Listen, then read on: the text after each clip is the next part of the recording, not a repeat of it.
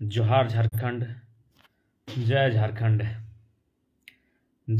कि आज सबको आशा थी, सबकी नज़रें झारखंड सरकार द्वारा बनाई गई नियोजन नीति पर थी। 10वीं 12वीं पास को आधार मानकर जो नियोजन नीति बनाई गई थी उसे माननीय उच्च न्यायालय ने आज रद्द कर दिया है।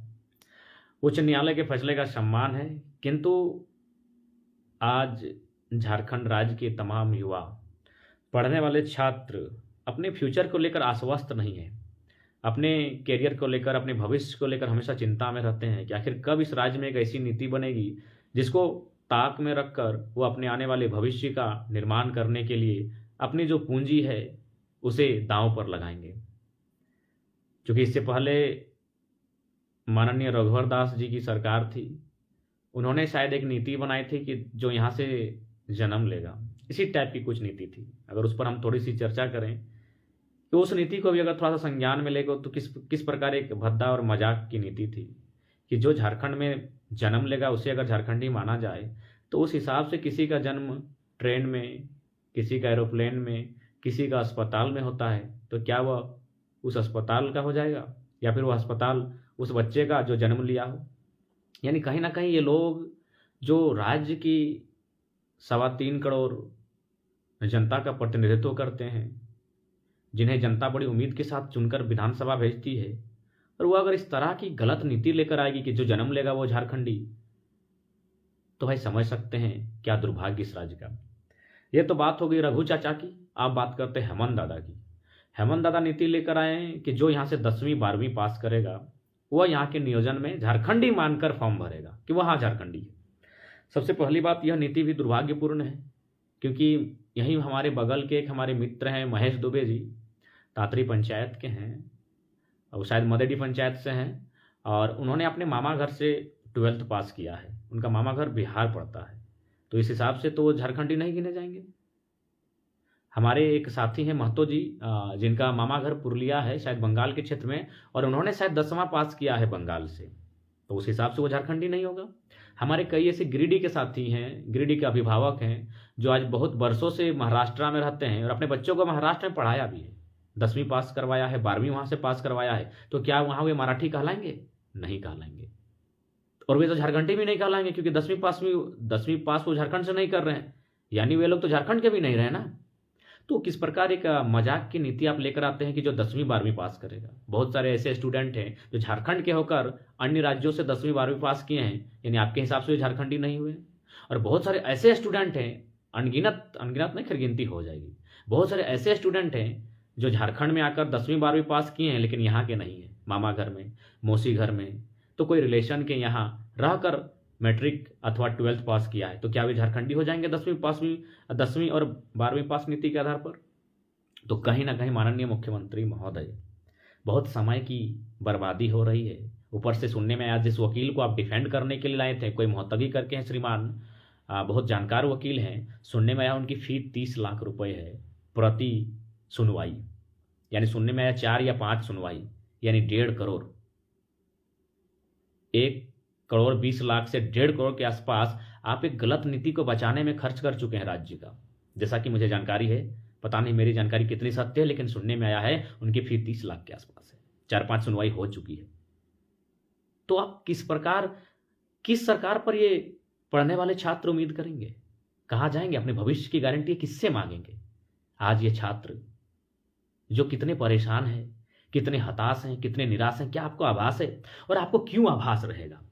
चाहे पक्ष की बात करें या विपक्ष की बात करें, जितने भी विधायक बैठे हैं आप लोग जाके विधानसभा के भीतर, बिल्कुल एकासी की बात करते हैं। अगर 2-4 ईमानदार हैं तो अच्छी बात है, बाकी आप क्यों, आपको नीति से क्या मतलब है? देख ही सकते हैं, एक हमारे इधर के विधायक जी हैं, बड़ा बेटा के नाम एक कॉलेज है, छोटा बेटा के नाम एक कॉलेज है, मंझला बेटा के के नाम पर एक कॉलेज खुला हुआ है। तो एक विधायक जी हैं जिनका 18-20 साल का लड़का 2 करोड़ की जमीन लेकर बैठा है।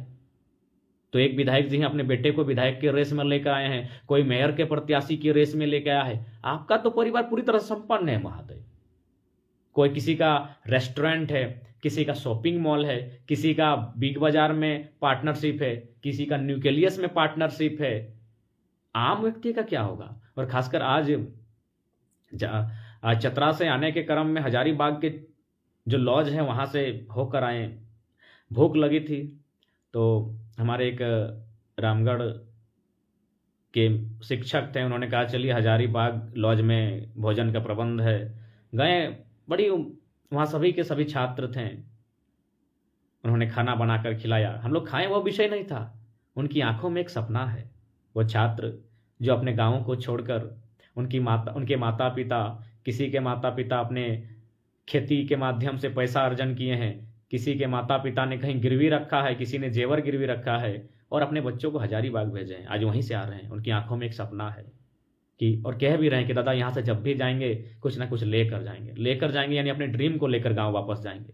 इतने कंडीशन के साथ वो एग्ज़ाम की तैयारी करते हैं, वो कंपटीशन की तैयारी करते हैं, वो इम्तहान की तैयारी करते हैं, और आप लोग अभी तक नीति नहीं बना के पाए हैं। कितना मजाक का विषय है। आप लोग अगर कोई वैकेंसी लेकर आते हैं तो वैकेंसी धरातल पर आने से पहले सीटें बिक जाती है।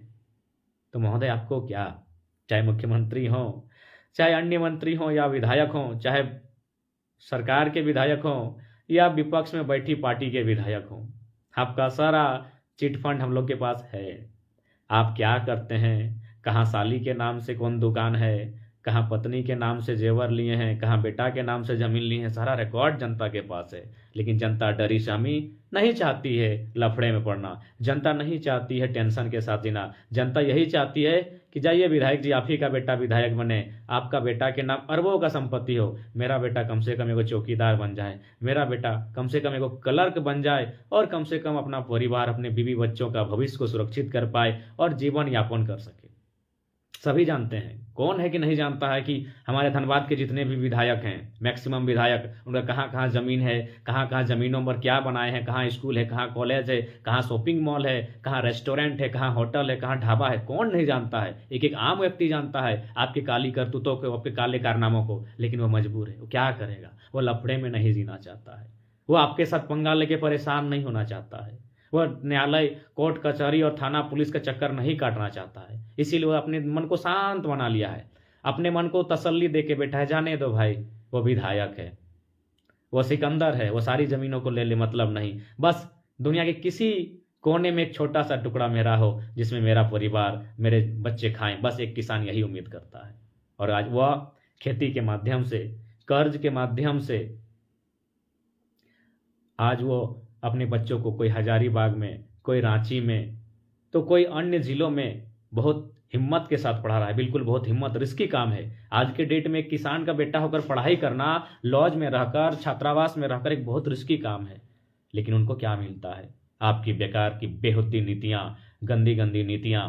आपका क्या है, आपका तो बिल्कुल मुख्यमंत्री महोदय को सीधा कहना चाहेंगे, आपका बच्चा का क्या उम्र है हम लोग नहीं जानते हैं, उनके लिए दुआ करते हैं। आप तो खैर हमारे लिए बद दुआ ही कर रहे हैं, कर नहीं रहे, लेकिन हमारे लिए अभिशाप, जो भी आपकी नीतियां हैं हमारे लिए अभिशाप बन रही हैं, हमारे लिए बदहाली के साथ आ रहे। तो आपके जो भी बच्चे हैं माननीय मुख्यमंत्री महोदय, उनके लिए हम दुआ करते हैं, उनका भविष्य उज्ज्वल हो। लेकिन एक बात कह देंगे, पता नहीं आपका बच्चा कितना है, क्या जानता है, नहीं जानता है, लेकिन एक दिन वो विधायक बन जाएंगे, आपके बच्चे विधायक बन जाएंगे।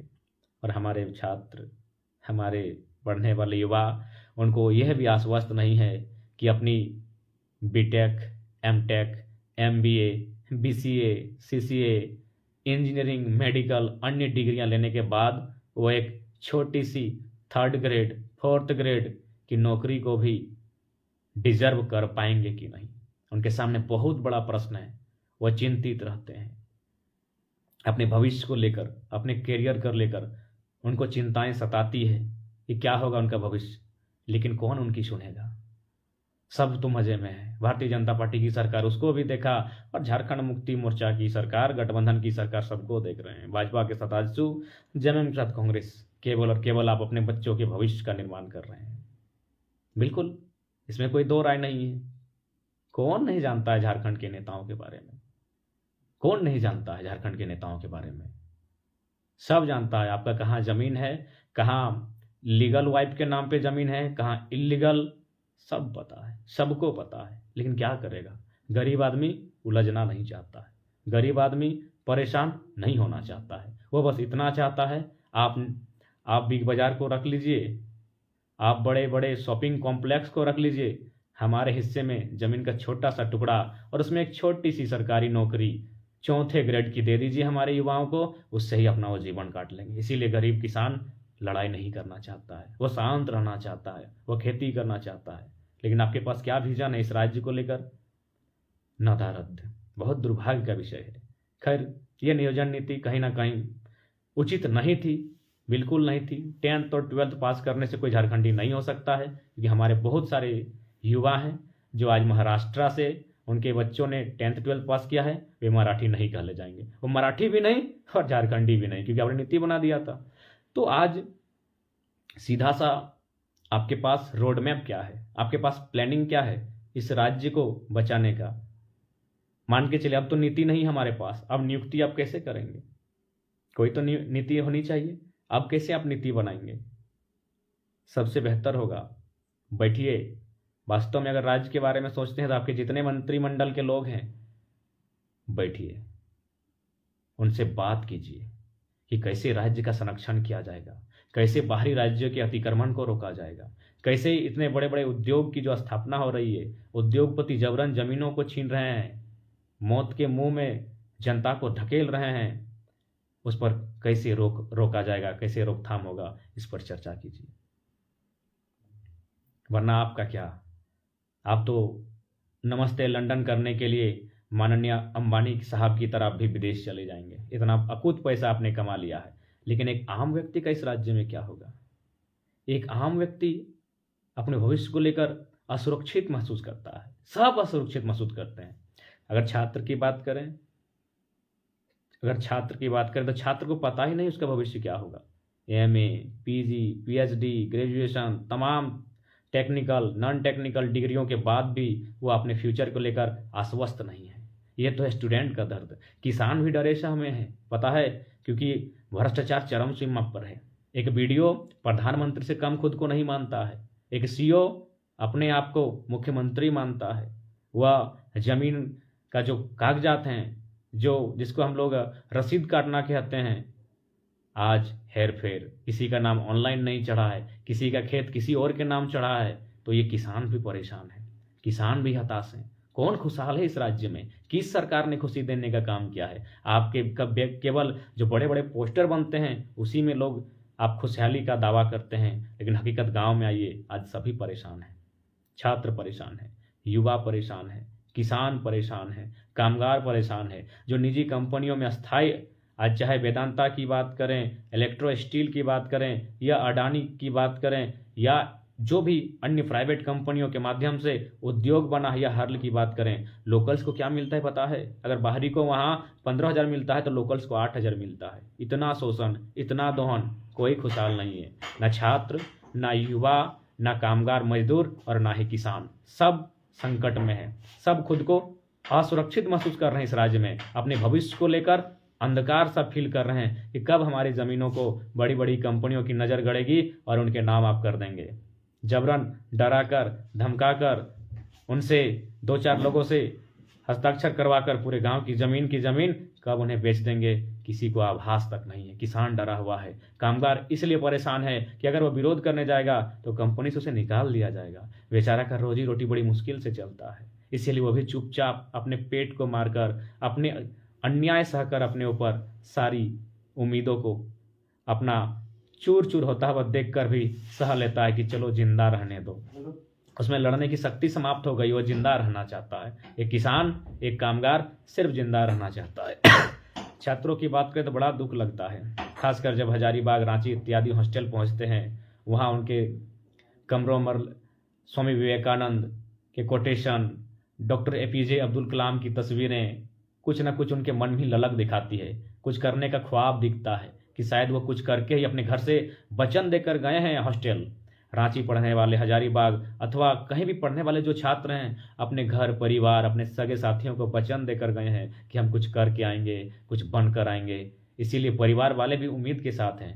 कोई बकरी बेचकर, कोई पटरू बेचकर, कोई बैलों को बेचकर, कोई खेत का एक कोना गिरवी रखकर, कोई पुराने जेवर रखकर अपने बच्चों को दूर दूर भेज रहा है पढ़ाई के लिए, कि एक दिन वह कुछ लेकर आएगा, कुछ बनकर आएगा, कुछ कर आएगा, लेकिन फाइनली इस राज्य में असुरक्षित हैं। इस राज्य में सुरक्षित केवल ब्यूरोक्रेसी है। इस राज्य में सुरक्षित मंत्री के बेटे हैं, विधायकगण हैं और कुछ बहुत अमीर लोग जिनका राजनीतिक साठ गांठ है, जो लोग बहुत पैसे वाले हैं। मिडिल क्लास उससे लोअर लोग बहुत हतोत्साहित हैं। इसलिए आज युवाओं को भी और क्या सोचेंगे, वो कहाँ तक सोचेंगे, वो किस पर उम्मीद करेंगे। सबको बारी बारी से देख रहे हैं, सब केवल लूट रहे हैं। किसी को जमीन चाहिए, किसी को डीएसपी का सीट 60 लाख में बेचना है, किसी को इंजीनियर का सीट 20 लाख में बेचना है। कहाँ जाएंगे ये परेशानी वो। खैर, जो भी सरकारें आई, आपकी नीतियां बिल्कुल मजाक की नीतियां हैं। इसलिए सोचिए, एक ऐसी नीति बनाइए कि जो अन्य राज्य के छात्र हैं उनसे हमारी कोई शिकायत नहीं है, उनका अपना राज्य है, वो अपने राज्य में खुशहाल रहें। हमारे राज्य में क्यों जबरन पांव पसार रहे हैं? हमारे राज्य में अगर वे पांव पसारेंगे तो हम कहाँ जाएंगे, हम कहाँ भागेंगे?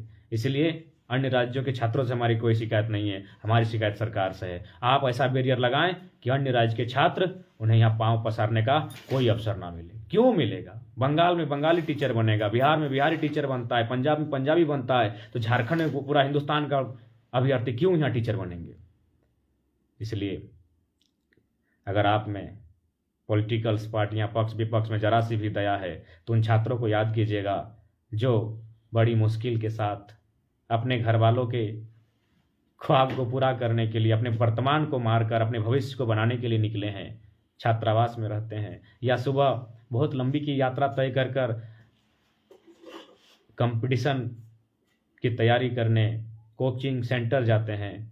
कभी उनकी आंखों में झांक कर देखिएगा, उनके बंद किताबों को खोल कर देखिएगा, उन पन्नों से बात कर कर देखिएगा किस प्रकार कितने दर्द के साथ वे लोग जी रहे हैं। अगर जरा सी भी आप में मानवता है, आप 81 के 81 विधायक अगर जरा सी भी मानवता है तो ऐसी नीति का निर्माण करें जो इस राज्य के हित में हो और जितना संभव हो सके अधिक से अधिक रोजगार सृजन करें जिस स्तर पर हो। और नहीं तो आपका तो पता है किसका मलेशिया में ज़मीन है, किसका कनाडा में है, किसका पुरी में है, सब जानते हैं। बस डरे से हमें किसान कुछ बोलना नहीं चाहते हैं। जाओ खुश रहो, यही चाहते हैं कि तुम्हारा ही बेटा विधायक बने, कोई दिक्कत नहीं है, मेरा बेटा क्लर्क ही बन जाए, इतना ही चाहता है। ठीक है, जोहार।